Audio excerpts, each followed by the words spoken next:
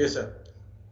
We are discussing about journals that are talking about aortic root widening techniques and their success rates.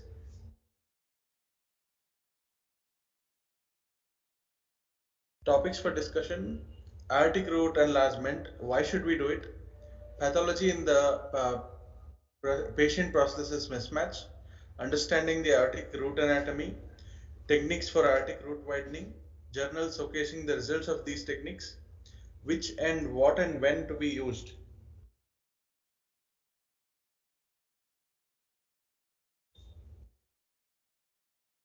So why would we encounter a need for a root widening procedure? AVR is one of the commonest procedures in cardiac surgery. The aim of this procedure is to reduce pressure and volume overload on the LV. The presence of a hypoplastic aortic annulus may complicate this procedure. An additional technique may be necessary to insert the prosthesis of adequate size, without which the patient may enter into a potential complication called patient prosthesis mismatch. This complication is a staggering 44% in most patients, according to journals.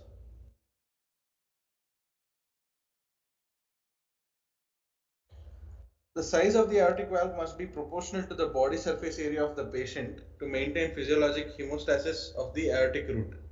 A patient prosthesis mismatch occurs when the effective orifice area of the newly inserted valve is less than that of the normal human valve. When this occurs, there is increased LV workload, reduced LV mass generation, and increased mortality thereafter, secondary to heart failure. Also, such a complication creates high transvalvular gradients, leading to abnormal flow patterns through the aortic root, ultimately leading to low cardiac output.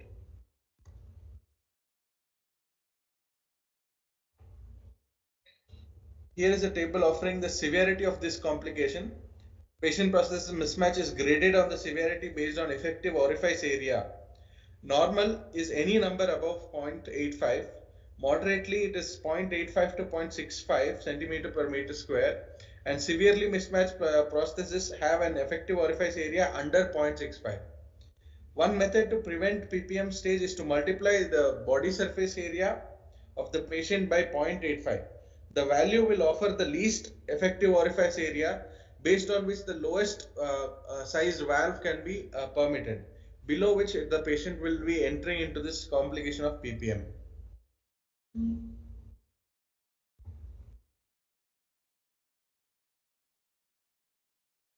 Indications for root widening procedures are cases of patient prosthesis mismatch as well as many other indicated like this. In any cases with suspected PPM probability, hypoplasia of the aortic valve annulus, diffuse obstructive lesions of the LVOT, subaortic valvular obstructions, enlargement of aortic root which may be small, calcified or fibrotic in adults to avoid patient prosthesis mismatch, enlargement of small aortic roots in children when undergoing aortic valve replacement.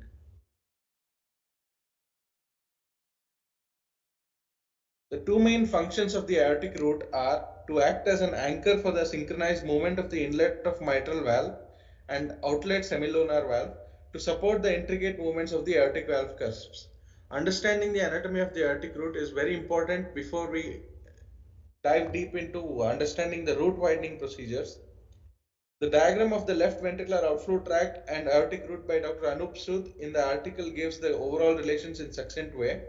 The second image is fairly reproducible image giving the relationship between different, different coronary cusps and the structures around it. The junction of the NCC and RCC has the central fibrous body and the AV node with the left bundle branch going inferiorly. The left and the right coronary cusps carry the left and right coronaries respectively. With this diagram, we are able to understand the anatomy as well as discuss about the technique of operation for aortic root widening procedures. Hence, going into a bit of detail, considering the non-coronary curves, the right side corresponds to the RA and the intraatrial septum, the left side to the LA. Membranous septum is beneath the central part. The left part inserts into the anterior mitral leaflet. It is not a part of the LV wall. Coming to the RCC, it is entirely adjacent to RVOT. The central parts is adjacent to crista supraventricularis. The left side is adjacent to RVOT in the angle between the crista and the pulmonary valve. Inferiorly, it is related to the interventricular septum, muscular septum beneath the central and left parts. The left coronary sinus has a right part, which is adjacent to the pulmonary trunk. The central part is adjacent to the epicardium, and the posterior part shares the same relationship as the left part of the NCC. This is as well not a part of the LV wall.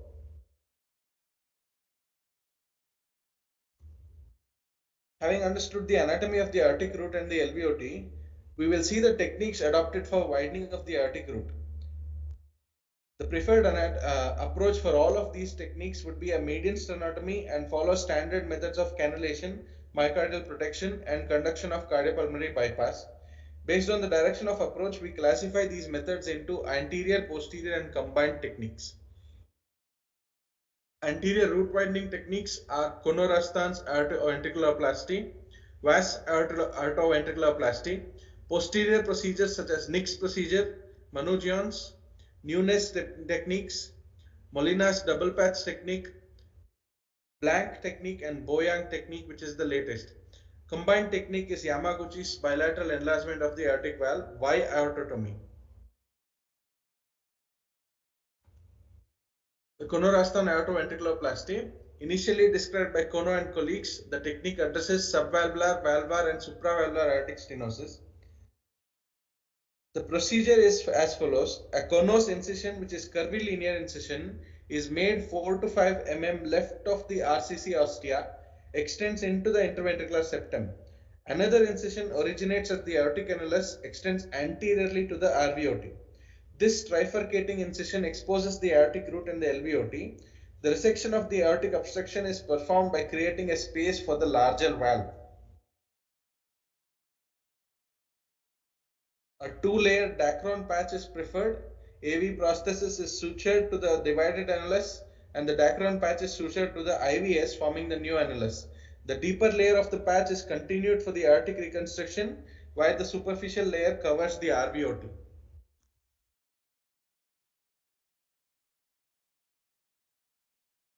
Care must be taken to avoid the damage to the RCA and its branches pulmonary valve.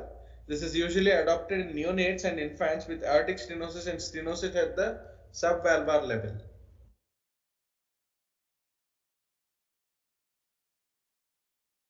It was actually Kono and Rastan's procedure.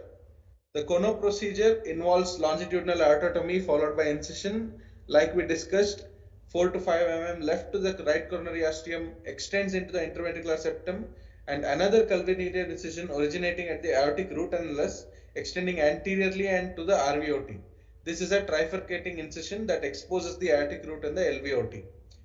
However, in Rastan's procedure, it follows a similar approach but extends the aortotomy first into the RVOT below the pulmonary valve and then proceeds through the aortic annulus into the interventricular septum. It allows inspection of the septum from both sides before cutting it and reconstructs RVOT on a beating heart after an aortic cross clamp removal.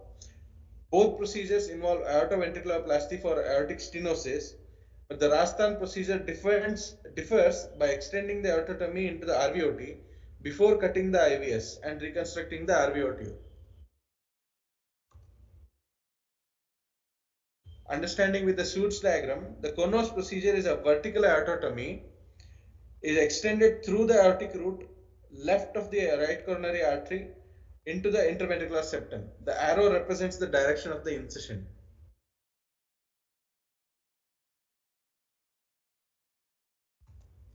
Modified Konos procedure, first described by Cooley and Garrett in 1976, it was employed to relieve the tunnel of the complex aortic subaortic stenosis while preserving the native aortic valve. A VSD is created from the right-sided exposure as shown here. A pledgeted VSD sutures are placed around the newly created VSD, assuring the purchase from firm tissue. Cut muscle edges can be friable, and VSD closure sutures are placed according to deep from the edge. A patch of thin flexible material, ideally glutaraldehyde treated autologous pericardium, is used for the VSD closure. This method enlarges the aortic, left ventricular outflow tract without hampering the native aortic valve.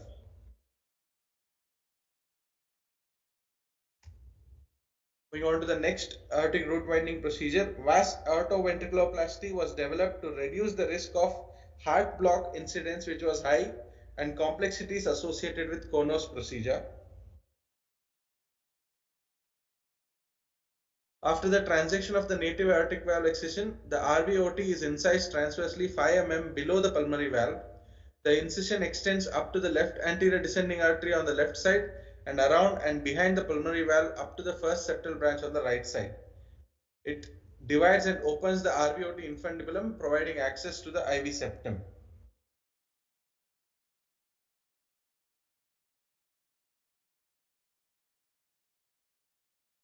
So this diagram is what is represented.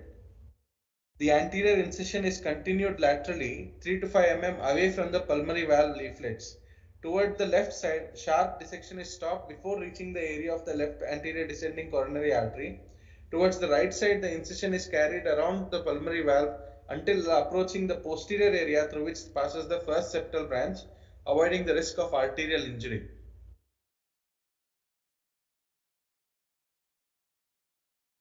Into the next procedure, it was described by Nix, Cartmill and Bernstein in 1970. This technique aims to enlarge the aortic root. Usually, an oblique aortotomy is made, extending through the non-coronary sinus across the aortic annulus up to the origin of the mitral valve. Further extension of the incision is directed towards the central of the mitral leaflet to avoid damaging the valve's coapting surface. The aortic valve is excised and a gusset is prepared from a tubular Dacron graft with its natural curvature facing the lumen.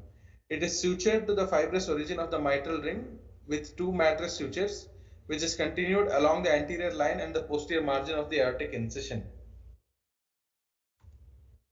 Valve prosthesis implanted. Upper part of the Dacron catch is incorporated into the aortic closure, allowing enlargement of the supravalvular aorta. Modifications. Nowadays, surgeons prefer to fix the valve prosthesis with pledgeted horizontal matrix. It is a simple method, allows less radical enlargement compared to other methods. Risk of inadvertent AV nodal injury is high in this procedure. Moving on to Manugian technique. It is described as an alternative to Konos procedure with the aim of implanting a larger valve prosthesis than which Nix can permit. The aorta is opened transversely and the incision curves downwards across the commissure of the LCC and the NCC curves, dividing the annulus and extending the fibrous origin of the anterior mitral leaflet. The incision stops short of the hinge portion to prevent distortion of the leaflet augmentation.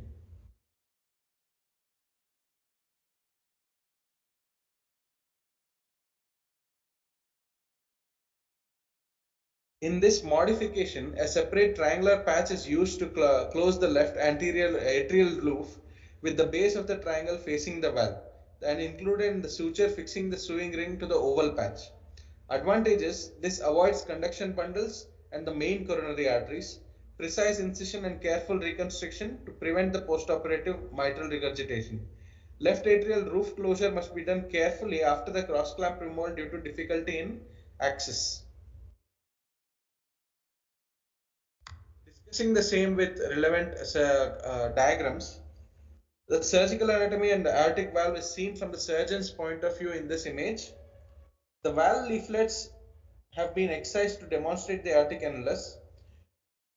Posterior enlargement of the aortic root and the annulus can be achieved by extending the aortotomy through the non-coronary sinus across the aortic annulus, Nix procedure, or alternatively, the incision can be extended posteriorly through the commissure at the left and the non-coronary sinus onto the anterior mitral valve leaflet, which is in the Manugian procedure. Again with the same image, the image A represents posterior aortic root enlargement that can be achieved by two techniques, B and C.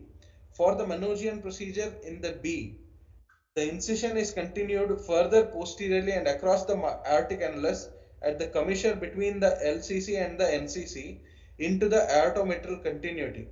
This approach can be extended onto the left anterior mitral leaflet of the valve to gain additional enlargement of the annulus. The roof of the LA must be identified and swept away from the aorta care must be taken to preserve the mitral valve leaflets and caudal attachments.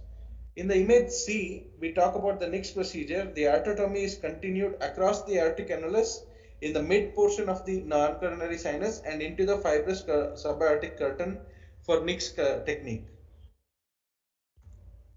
From our Suits diagram, in Manuchian, a transverse aortotomy is made into the commissure between the left and the non-coronary cusps and then extended into the mitral valve leaflet for a variable length. In the next procedure, enlargement of the aortic root is done by extension of the aortotomy incision into the non-coronary sinus and aortic annulus but not into the mitral leaflet. Both sides arrow represents the incision. Moving on to the next technique, it is an alternative to other techniques. It shares the location of the annular incision with the Manuchian but does not involve opening of the LA or extending the incision into the mitral valve. After a transverse aortotomy and incision of the deceased valve, the aortic incision is extended into the left coronary and non-coronary commissures and deepened up to the fibral mitral annulus. Blunt dissection on the aortic adventitial plane is used to dissect the left atrial roof away from the aorta. The commissure is resected, allowing the left coronary and cusps to retract away from each other. A Dacron patch with wide base is used to close this defect. It allows implantation of valve sizes 2 to 3 sizes larger than the native annulus. Dacron patch is anchored to firm structures. New aortic ring remains above the mitral valve. To understand this procedure with this diagram, consider this figure for easier understanding. Mark points A, B, C as a linear line in between the commissures of the LCC and the NCC. Newness technique is an incision from just A to B.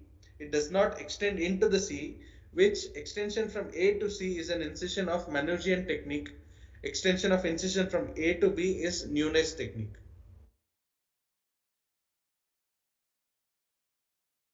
Modified Manuchian or the Molina's double patch technique developed to address the concerns about injury to the mitral valve apparatus associated with the Manuchian technique. A transverse aortotomy is extended into the commissure between the LCC and the NCC.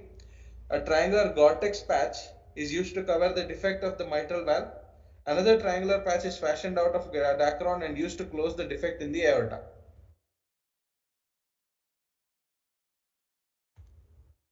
Advantages: it is small pore size of the Gore-Tex patch, prevents fibrous ingrowth. Echocardiogenic assessment showed that Gore-Tex patch remained pliable and mobile following general movements of the native mitral valve. With original technique, the Gore-Tex patch improved pliability and mobility compared using only Dacron material to fill the gap. Another technique was Blank and Popello's technique. It was developed in 1976 as an alternative to Jacques-Chilly valve using the Hancock valve known for its central flow and large sewing ring. Again, a transverse aortotomy was made extending through the non-coronary sinus into the annulus. The valve is implanted using horizontal mattress sutures. Secure valve sutures are crucial for the sewing ring, forms a part of the hemostatic layer. Flattening of the annular incision aids in modest increase in the circumference. A Dacron patch was later incorporated into the aortic closure, providing structural support and reinforcing of the valves if necessary. Advantages was that it utilizes a valve with central flow and large sewing ring, ensuring good hemodynamics and potentially beneficial in double valve replacement. It allows for placement of a larger valve without disturbing the mitral valve. In this combined technique by Yamaguchi and colleagues, the procedure involved a bifurcated aortotomy in children extending into the intercoronary commissure in the middle of the non-coronary sinus to create a larger neo-aortic annulus. Variations for adult include extending into the left and non-coronary commissure and employing two separate gussets to allow better patch placements and more central valve positioning. Their technique combines aspects of both anterior and posterior approaches, employing a bifurcated aortotomy to create a larger neo-aortic annulus in the children. While Okati and Peng propose similar methods for adults, aiming for more central valve placement and physiological outcomes. Coming to the Boyang's procedure, the next procedure can enlarge the annulus by one valve size higher. The manugian is done by incising the mitral valve anterior leaflet and the LA with risk of mitral regurgitation. To bypass these two complications, a new technique was described by Boyang.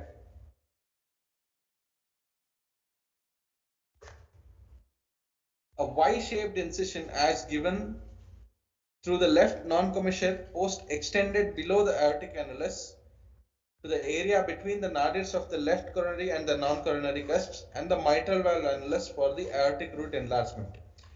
The aortic root was wide open after the Y incision shown in the white color arrow.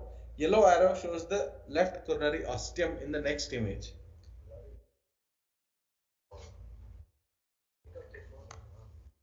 In the left panel, the rectangular patch was shown to the mitral annulus, the white arrow, and at the bottom of and the aortic annulus, the white star represented here. The yellow arrow shows the left coronary ostium. In the right panel, an illustration of the suture lines of the anastomosis of the Dacron patch to the mitral and the aortic annulus is shown.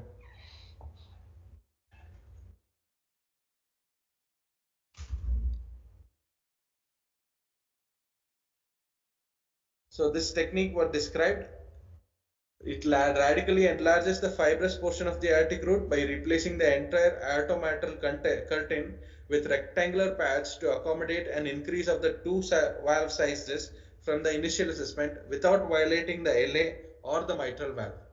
The sewing of the patch to the mitral and the aortic annulus is more secure compared with Nix and Manugian procedures which sew the patch to the aortomitral content.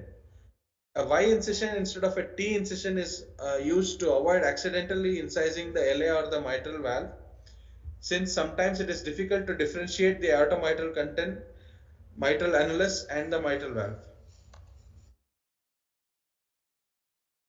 Talking about results from various journals, multiple studies have shown that aortic root enlargement procedures are associated with good operative outcome with no significant additional mortality, although leads to a modestly longer operative time. No statistical difference demonstrated in reoperations due to bleeding.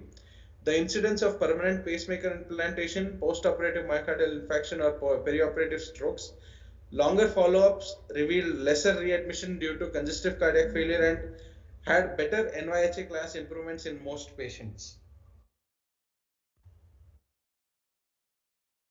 With meta-analysis of 13,174 patients, Sa and colleagues reported similar rates of permanent pacemaker implantation, reoperation, re-exploration rates, perioperative MI, and operative stroke compared with AVR plus aortic root widening procedures. You and colleagues in their review of 16,600 patients undergoing aortic valve replacement in 11 institutions, and they revealed the 30-day mortality was 2%, 4.8% of patients with PPI, 5.1% of chest re-exploration, and survival at 8 years was 75, which was compared with the root widening procedure group, which was similar.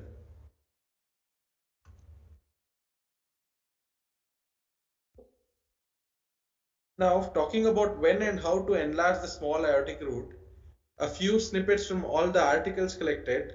In children with significant aortic valve or annular hypoplasia, the most important issue is to achieve effective delay of the inevitable valve replacement without undue compromise of the myocardial function. When the aortic root structures display small dimensions with z-score of minus 2.5 to minus 3.0, a root enlargement procedure should be considered. For infancy and in babies, Ross-Conno procedure is ideal. For older children and adolescents where larger aortic valve prostheses are within feasible range, root enlargement techniques such as Nix, Nunes and Manoogian may be considered. The procedure of choice for neonates or infants in critical aortic stenosis, a level of LVOT obstruction, the Ross-Conno procedure can be considered.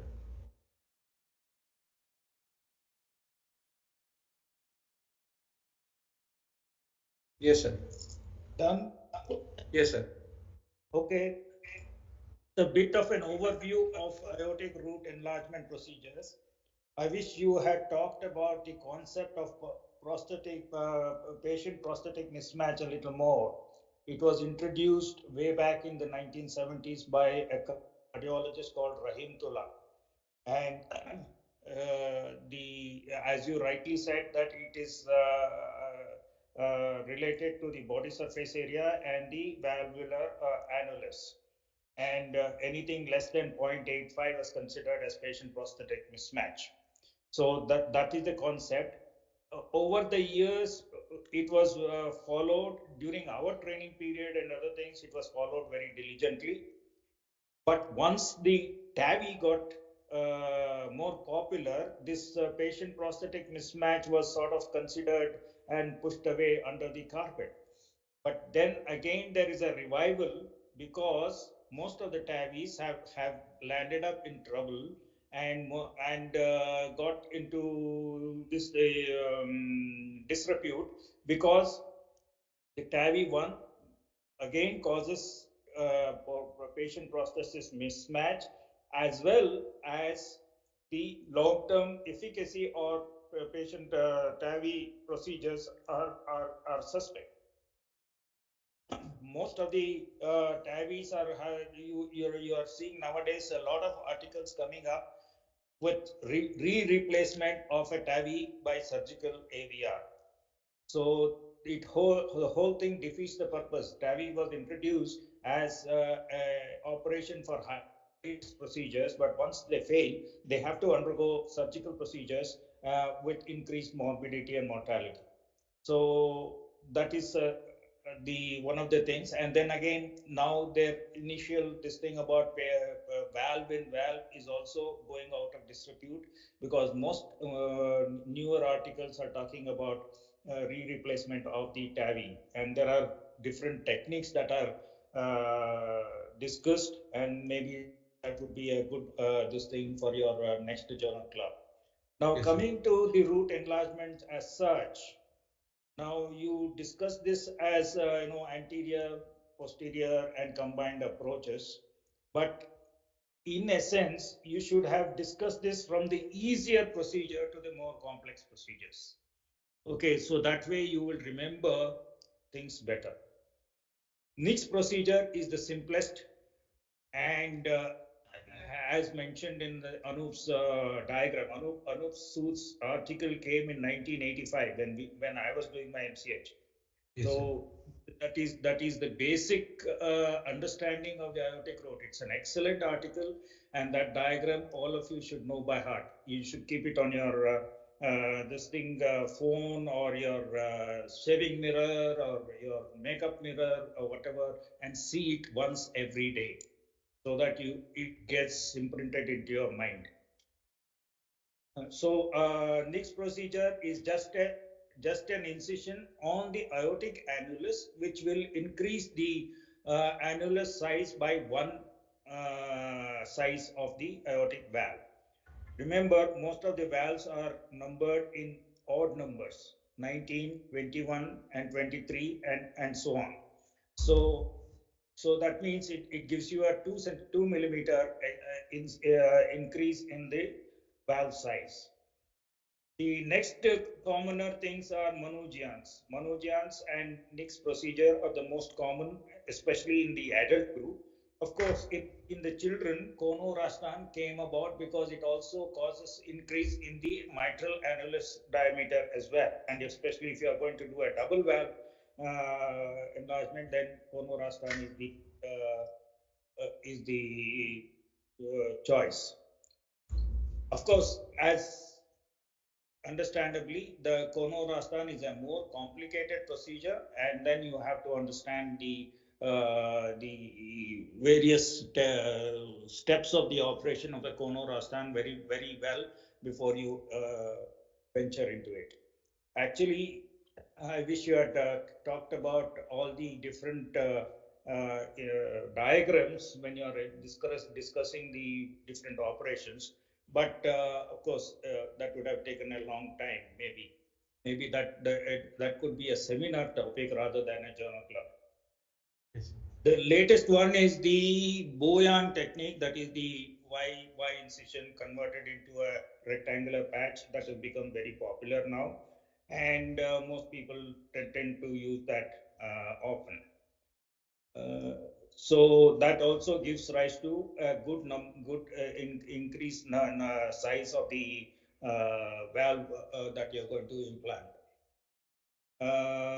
The patient processes mismatch concept, you have to understand that a little better because of the body surface area and the exercise capacity. As Dr. Jairaj always says, anybody who has had a heart operation in India will not do anything strenuous. They will go sit at home and then expect everybody else to look after them. That is the normal norm. However, in the West, patients have to go back to their normal life. Nobody, they have to take for themselves. So that's why they are. It's much more important for them. But here, it is not so important. A 19 valve would be good enough for somebody to survive. Just do day-to-day life. They cannot do anything strenuous work. But 19 valve, anything less than 19 definitely requires root enlargement. That is the concept that you should be aware of. In an adult, anything less than 19 should be the root should be enlarged. Uh,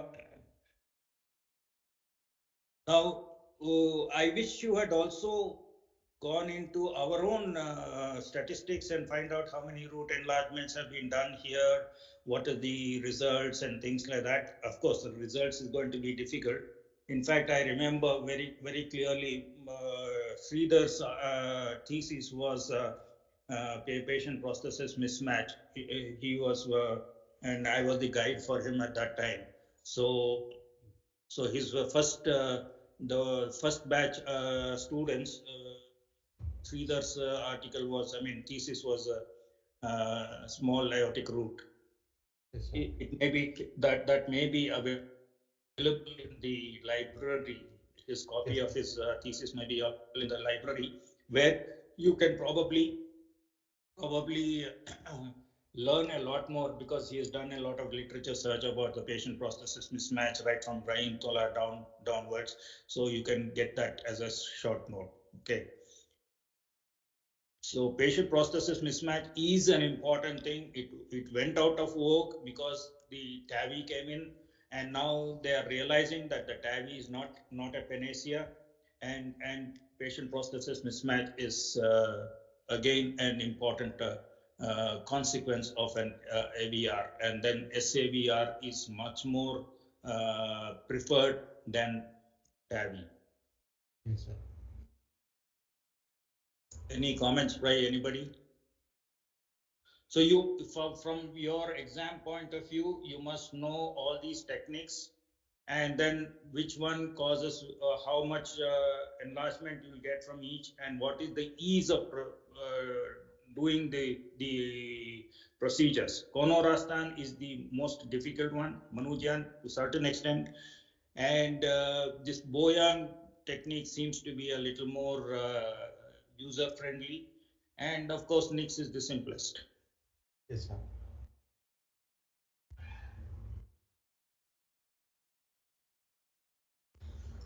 So the aortic root widening procedure is an important topic, both from the point of view of your exam.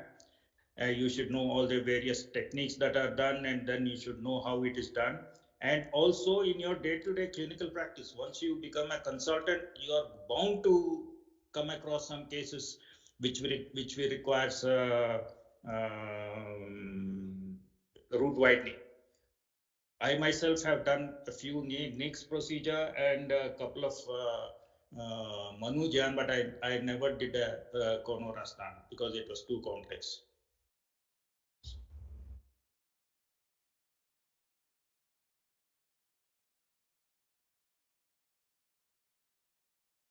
Anything else? Uh, in future, I would like all the other people also to take an active part and ask questions, find out or discuss a few things instead of just sitting there as spectators. Many of you may have logged in and gone out to have a cup of coffee or talk with your friends. I don't know, but there is no involvement or no participation from the audience apart from logging in at the time.